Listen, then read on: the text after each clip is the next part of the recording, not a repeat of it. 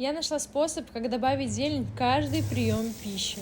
Зелень нужно помыть и оставить в воде с яблочным уксусом. Этот способ помогает удалить бактерии, пестициды и другие загрязнения. После ее хорошенько промыть, убрать лишнюю влагу и оставить на бумажном полотенце до полного высыхания. Посмотрите, какая грязная вода осталась и что было внутри. Сухую зелень мелко порезать и отправить ее в контейнер с бумажным полотенцем.